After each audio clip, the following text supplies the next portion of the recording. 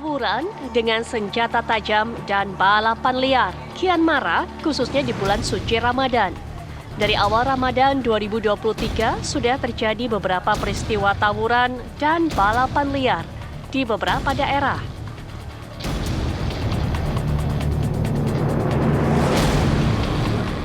Tawuran remaja di awal Ramadan yang terjadi di Jalan Banjir Kanal Barat, Palmerah, Jakarta Barat, Kamis dini hari. Aksi tawuran tersebut terjadi pada saat kawasan tersebut tengah mengalami mati listrik. Diperkirakan lebih dari 100 orang yang ikut dalam aksi tawuran tersebut. Seorang pria tewas saat menyaksikan aksi tawuran remaja tersebut. Korban tewas usai mengalami luka di bagian rusuk akibat sabetan senjata tajam peserta tawuran. Saat ini kepolisian sektor Palmerah tengah melakukan pengejaran terhadap para pelaku tawuran yang sudah diketahui identitasnya.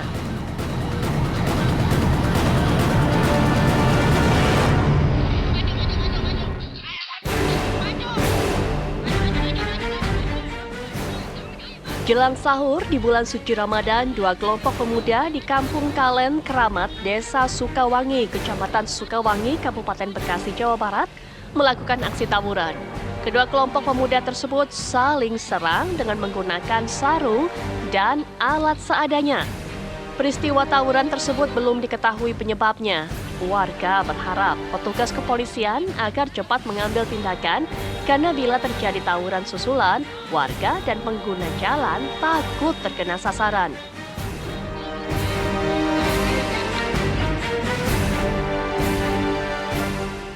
Dua kelompok remaja terlibat tawuran di depan Masjid An-Nur di Jalan Raya Daan Mogot, Cengkareng, Jakarta Barat. Mirisnya, tawuran yang terjadi pada Kamis malam ini dilakukan saat warga tengah melaksanakan ibadah sholat tarawih. Dengan menggunakan sarung dan senjata tajam, para remaja dan anak yang mayoritas masih pelajar ini saling serang. Menurut warga, tawuran ini sering terjadi terutama saat bulan puasa. Aksi tawuran remaja ini mulai membuat khawatir dan resah warga sekitar, terutama para orang tua yang tak mau anaknya menjadi korban salah sasaran.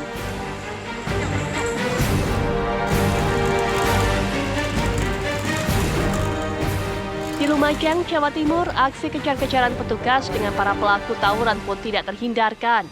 Saat puluhan remaja berusia muda ini berusaha bersembunyi dan kabur dari kejaran petugas. Satu persatu, para pelaku tawuran perang sarung akhirnya tak berkutik saat berhasil diamankan petugas dari gang-gang sempit. Untuk selanjutnya digelandang ke kantor Satuan Polisi Pamong Praja. Selain puluhan remaja, petugas juga berhasil mengamankan puluhan sarung yang telah siap dipergunakan serta sebuah petasan kembang api. Lalu bagaimana sosiolog, psikolog remaja, dan pihak terkait melihat fenomena tawuran remaja yang marak di bulan Ramadan ini? Tim TV One mengabarkan. Bulan Ramadan adalah bulan yang penuh berkah, yang sudah seharusnya kita isi dengan berbagai macam amal kebaikan, sehingga kemudian kita bisa memberikan manfaat kepada orang lain. Tapi yang seperti yang sudah Anda saksikan sendiri, bukan hanya di Jakarta loh, tapi juga di kota-kota lainnya. Ini sayang sekali, waktu tarawih dan juga waktu menjelang sahur atau bahkan semasa sahur, ini banyak orang-orang yang malah terlibat tawuran. Nah, kita akan gali lebih dalam lagi apa yang menjadi penyebabnya, termasuk juga bagaimana kesigapan dari pihak kepolisian untuk bisa mengatasinya. Sudah hadir di samping saya, beliau hadir pada malam hari ini sebagai seorang sosiolog, Bapak Trubus Radiansyah. Assalamualaikum warahmatullahi wabarakatuh. Selamat malam Pak Trubus. Selamat malam Mbak. Puasa sampai hari keempat lancar Pak? Alhamdulillah lancar. Alhamdulillah lancar. Baik, selain Pak Trubus menemani saya di studio, juga sudah terhubung secara daring kita dengan Kombes Pol Trunoyudo Wisnu Andiko selaku Kabid Humas Polda Metro Jaya. Assalamualaikum warahmatullahi wabarakatuh. Selamat malam Pak Trunoyudo. Waalaikumsalam warahmatullahi wabarakatuh. Selamat malam Mbak Putri, selamat malam Pak Trubus. Selamat malam. Baik, dan juga sudah bergabung dengan kita seorang psikolog yang juga bisa nanti memberikan analisanya ini mengenai para pelaku, yaitu Mbak Analisa Widyaningrum. Assalamualaikum warahmatullahi wabarakatuh. Selamat malam Mbak Ana. Waalaikumsalam warahmatullahi wabarakatuh. Selamat malam Mbak Putri, malam juga Bapak-Bapak sekalian. Baik, kita akan ke pertama ini menuju ke Pak Truno Yudo terlebih dahulu. Pak, kita ingin sekali tahu sebenarnya bagaimana profil kejahatan yang kerap terjadi di bulan Ramadan ini. Apakah memang hanya tawuran atau ada jenis-jenis kegiatan ataupun juga kejahatan lainnya yang memang ternyata banyak terjadi di saat bulan Ramadan ini? Pak Truno Yudo, silakan. Baik Mbak Putri, terima kasih. Selamat berbuka puasa. Perlu kami sampaikan, Polda Metro Jaya sudah antisipasi ya jauh sebelum adanya memasuki bulan Ramadan. Bapak Kapolda Metro Jaya mengeluarkan maklumat nomor 1 tahun 2023 pada 15 Maret yang lalu. Ya, tentunya ini juga dalam rangka menghadapi fenomena yang kita anggap tradisi juga tradisi yang tidak baik. Ya. Masalah ini sering dikaitkan dengan perilaku negatif atau menyimpang. Ya.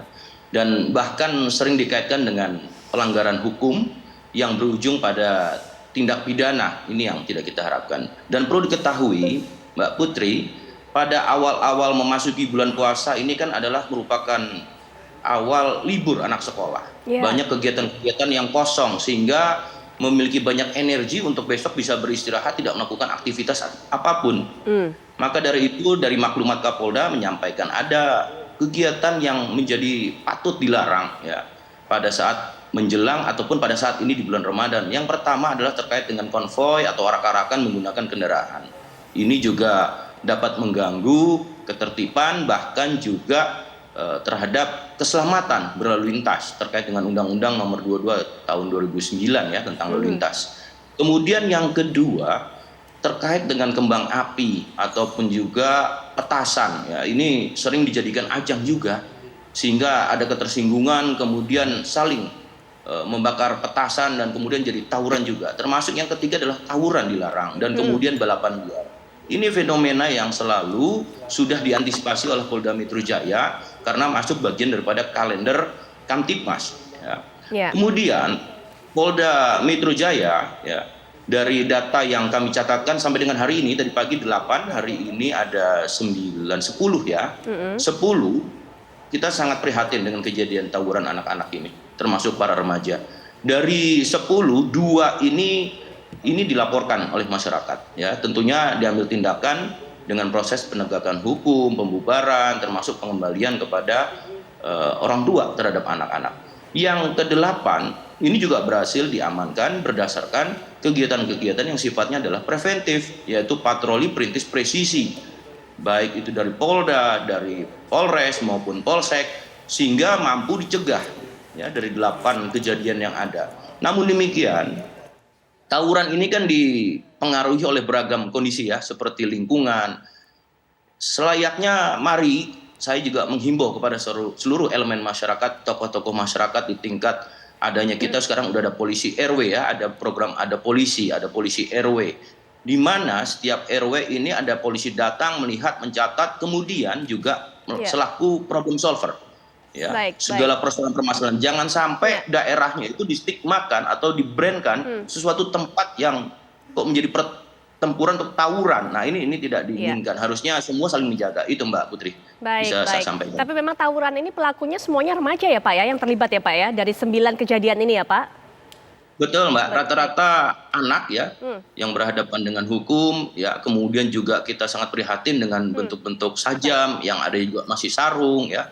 Tapi ini masih terus kita lakukan pendalaman tentu dengan kolaborasi interprofesi. Ya, pelakunya mayoritas anak, usia remaja ataupun juga usia sekolah. Mbak Ana, apa yang membuat mereka ini malah menghabiskan waktu di bulan suci ini dengan tawuran, melakukan kegiatan yang sangat negatif dan juga membahayakan bagi sesama, Mbak Ana? Ya, baik. Terima kasih Mbak Putri. Ini saya menanggapi apa tadi sudah disampaikan bahwa ini kebanyakan remaja. Ada apa sih dengan remaja? Kenapa bulan suci Ramadan? Tapi sebenarnya kalau kita lihat bulan suci Ramadan ini, tawurannya sebenarnya dari dulu udah ada ya. Cuma herannya kenapa ya kok sempat ya Ramadan ini. Jadi kalau kita lihat dari teori psikologi perkembangan remaja, ini memang remaja itu identik dengan tahap mencari identitas nih Mbak Putri dan Bapak-Bapak sekalian.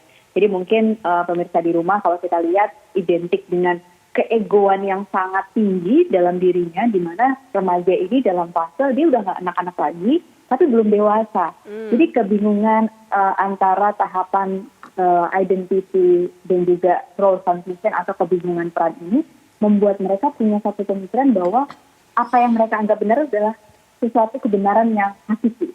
Jadi dalam fase ini mereka jadi punya satu kemampuan untuk mengeksplor diri mereka, dan pengaruh pertemanan sebaya ini sangat kuat di usia mereka. Jadi ketika di fase ini memang kalau kita lihat fungsi lingkungan sosial sangat penting ya. Kalau di dalam pendekatan sosiologi mungkin nanti bisa ditambahkan atau kriminologi, ini sangat kaitannya juga dengan bagaimana sistem sosial seperti keluarga, apakah fungsi keluarga ini hadir pada saat remaja mencari identitas. Ketika dia mendapatkan keluarga sebagai fungsi sosial pertama remaja, maka pencarian identitas ini mungkin bisa tersalurkan dengan cara yang tepat.